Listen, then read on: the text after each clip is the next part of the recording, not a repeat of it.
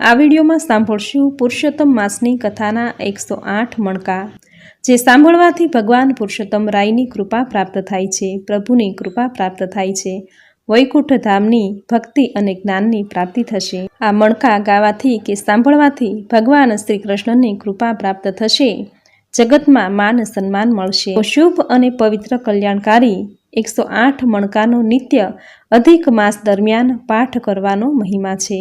તો મિત્રો, આ વિડીયોમાં પુરુષોત્તમ માસની કથાના 108 મણકાનો પાઠ કરીશું. જો આપને આ માળા પસંદ આવે તો લાઇક, શેર, કોમેન્ટ કરી, ચેનલ પર નવા છો તો ચેનલ સબસ્ક્રાઈબ કરી બાજુમાં બેલ આઇકન પ્રેસ કરી દેજો.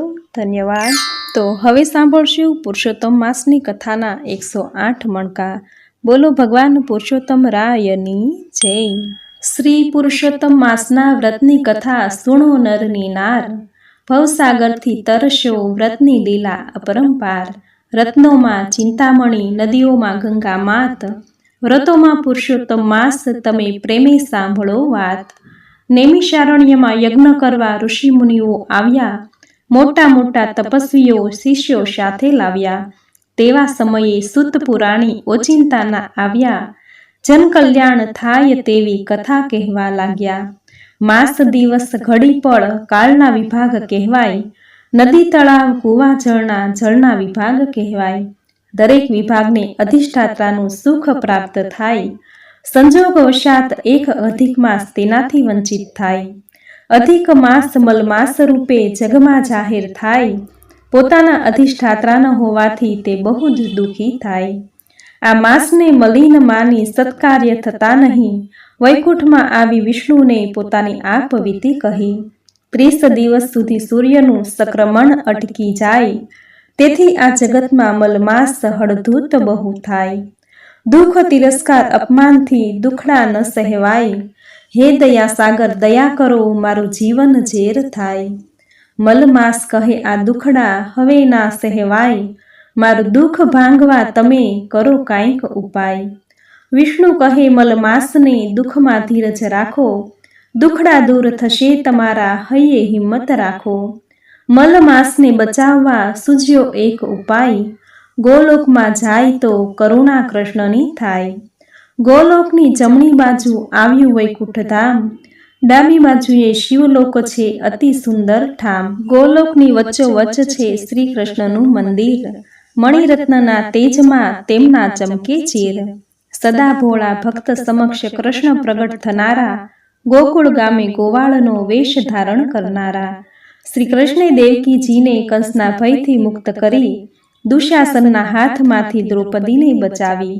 કુબ્જાને તારનાર, ગજેન્દ્રને મોક્ષ આપનાર. યમુનાના વિષ જળમાં કાળી નાગને મારનાર. આ જગમાં શ્રી કૃષ્ણે કર્યા કંઈક ઉપકાર. એ પુરુષોત્તમ ભગવાનનો જગમાં જય જયકાર. શ્રી કૃષ્ણ પાસે જઈ વિષ્ણુએ આપ્યો અહેવાલ. બિચારા આ મલમાસના બુરા હાલ હવાલ. શ્રી કૃષ્ણના પ્રભાવથી સ્પષ્ટ થયો અર્થ. ચિતા ચિતા સમી ચિંતા કરવી વ્યર્થ. હે પરમ કૃપાળુ, મેં મારું દુઃખ જાહેર કર્યું. મારો અધિષ્ઠાત્રા સ્થાપો, મેં તમારું શરણું લીધું. શ્રી કૃષ્ણના દર્શન થકી ધન્ય થયો મલમાસ. વરદાન પામ્યો પ્રેમથી, પૂરી થઈ સૌ આશ. આશીષ આપ્યા કૃષ્ણે, તું પુરુષોત્તમ માસ કહેવાશે. તારા નામનો મહિમા લોકો પ્રેમથી ગાશે. બધા માસમાં અધિક માસ પુરુષોત્તમ માસ કહેવાય. આ માસમાં વ્રત ઉપવાસ ભક્તિભાવથી થાય. 30 દિવસના વ્રતની શુભ શરૂઆત કરો. એકટાણું કે ઉપવાસ તમે પ્રેમથી કરો. આ વ્રતમાં વહેલા ઉઠી પૂજા પાઠ કરો. કંકુ ચોખા ફૂલથી અર્ચન કરો માથે.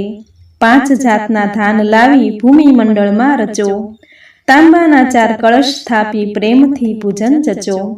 વાસુદેવ બળભદ્ર, ત્રીજા દેવ પદ્યુમન, ચોથા અનિરુદ્ધનું આહ્વાન કરી કરો પ્રેમે સ્થાપન. પાટલા ઉપર છબી પથરાવી કરો ઘીનો દીવો. નિર્મળ નીરથી સ્નાન કરીને ચરણામૃત પીવો. કપાળમાં ગોપી ચંદનનું ઉધર્વ પુંડ તિલક કરો. ઉધર્વ પુંડની બરોબર વચ્ચે એક ટપકું કરો. ઉધર્વ પુંડમાં શ્રી વિષ્ણુ અને લક્ષ્મીજીનો વાસ. ત્રિપુંડમાં શિવ શંકર પાર્વતીજીનો વાસ. પ્રાણાયામ કરી શ્રી કૃષ્ણને નમસ્કાર કરો.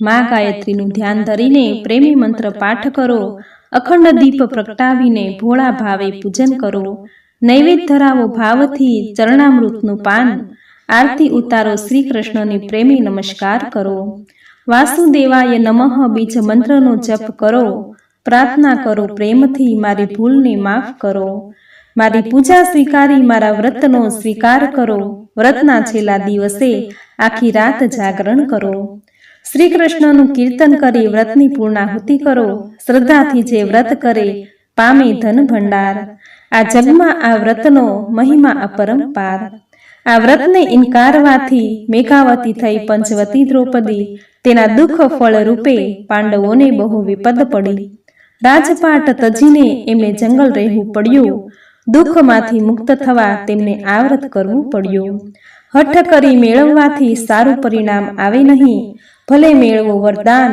શુભ ફળ મળે નહીં, અમર પુત્ર મેળવવા ધનુષ શર્માને મન થયું, ત્યારે તેણે 12,000 વર્ષ અતિ ઉગ્ર તપ કર્યું, હઠ કરીને મેળવ્યું ધનુષ શર્માએ વરદાન, તો એ દીકરો મૃત્યુ પામ્યો ત્યારે આવ્યું ભાન, સુદેવ ગોમતીના બાળકનું જ્યારે મૃત્યુ થયું, અજાણપણામાં તેમનાથી આ વ્રત થઈ ગયું, આ વ્રતના પ્રતાપે બાળક સજીવન થયું, તેથી જ દ્રઢ ધનવાનું જીવન ધન્ય ધન્ય થયું, માયાના બંધનમાં વ્રત જલ્દી ન સમજાય, કર્મની ગતિ ન્યારી, કરેલા કર્મ એળે ન જાય, પુરુષોત્તમ માસના વ્રતથી મનવાંછિત ફળ મળે, આ ભવમાં સુખ મળે જાય વૈકુંઠ ધામ, જન્મ મરણના ફેરા ટળે વૈકુંઠનો અધિકારી થાય, આ વ્રતના પ્રભાવથી દુઃખ દારિદ્ર જાય, આ વ્રતથી મનોકામના સદાય પૂર્ણ થાય, આધિ વ્યાધિ ઉપાધિ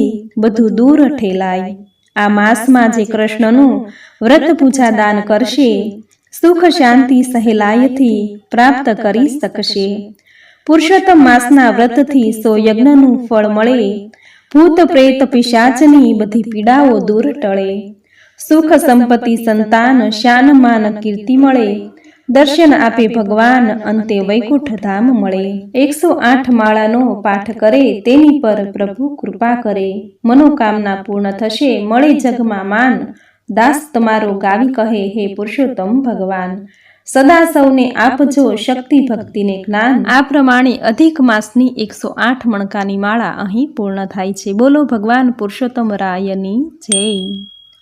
પવિત્ર આ પુરુષોત્તમ મહિનો પુરુષોત્તમ ભગવાનનો, આ મહિનામાં મહિમા મોટો સ્નાન જપ તપ દાનનો, સ્નાન કરે જે મહિનો આખો સાગર સરિતા સર્વર કાંઠો, તેના પાપ ધોવા માટે દાવો છે ભગવાનનો, સ્નાન કરીને શ્રદ્ધા સાથે યથાશક્તિ પોતાને હાથે દાન કરીને નામ જપે તે પ્યારો બનશે કાનનો, દાન ભલે હો મોંઘું સસ્તું શ્રદ્ધા સૌથી મોટી વસ્તુ, ભેદ નથી પુરુષોત્તમ પાસે ગરીબ કે ધનવાનનો, જ્યેષ્ઠ કહે છે બચું થઈને પ્યારા પ્રભુના ચરણે જઈને, કરજે તું ઉદ્ધાર વહાલા શરણાગત સૌ જનનો, પવિત્ર આ પુરુષોત્તમ મહિનો. તો મિત્રો આપણે સાંભળ્યા પુરુષોત્તમ માસની કથાના 108 મણકા. ભગવાન પુરુષોત્તમે કહ્યું છે કે જે મનુષ્ય વિધિ અનુસાર આદરથી પુરુષોત્તમ માસનું સેવન કરે છે તે પોતાના કુળનો ઉદ્ધાર કરી અવશ્ય મને જ પ્રાપ્ત થાય છે. એ મનુષ્ય મારી પાસે આવ્યા પછી જન્મ મરણના ભયથી વ્યાપેલ અને આધિ વ્યાધિ ઘડપણથી ઘેરાયેલા સંસારને ફરી કદી પામતો નથી.